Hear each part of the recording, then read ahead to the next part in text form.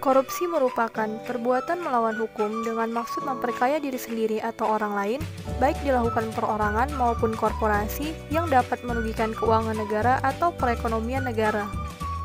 Kenapa korupsi ini bisa terjadi? Yaitu karena kurangnya adab dan moral para pejabat dalam mengemban amanah yang telah diberikan. Contohnya dapat kita lihat pada kasus korupsi yang belum lama ini terjadi, yaitu mantan politikus Partai Nasdem, Bupati Bandung Barat A.A. Ubarasutisna yang terbukti melakukan korupsi penggandaan barang bantuan sosial atau bansos COVID-19. Mantan Bupati Bandung Barat A.A. Ubarasutisna ini melakukan korupsi sebesar 2,7 miliar dan hanya divonis 5 tahun penjara oleh Majelis Hakim Pengadilan Tindak Pidana Korupsi Tipikor Bandung pada Kamis 4 November 2021 kemarin. Dapat kita lihat dari kasus tersebut bahwa masih lemahnya hukum dan penindak hukum di Indonesia yang mengadili para pelaku korupsi, sehingga korupsi ini menjadi suatu penyakit bagi para pejabat yang terus menular dari waktu ke waktu.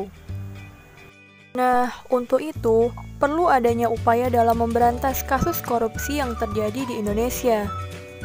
Upaya tersebut dapat kita lakukan dengan berbagai macam cara, yaitu dengan menetapkan berbagai peraturan perundang-undangan tentang korupsi, dan dibentuknya berbagai badan hukum yang khusus mempunyai kewenangan luas, independen, serta bebas dari kekuasaan manapun, sehingga dapat dengan tegas dan leluasa memberantas tindak pidana korupsi yang terjadi di Indonesia. Selain dengan melakukan upaya represif tadi, kita juga dapat melakukan upaya secara preventif, yaitu upaya yang dilakukan dengan cara pencegahan.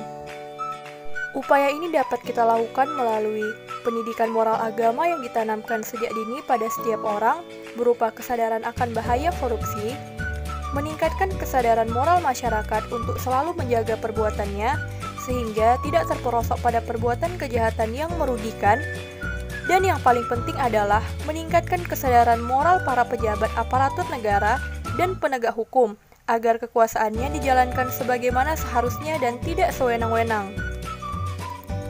Tetapi di balik semua itu, kita tetap harus menyadari bahwa upaya pemberantasan korupsi ini merupakan tugas kita bersama sebagai warga negara Indonesia. Kita sebagai warga negara harus membentengi diri kita dengan kesadaran moral bahwa korupsi merupakan perilaku kejahatan yang merugikan dan harus kita hindari. Ayo sama-sama kita jauhi korupsi.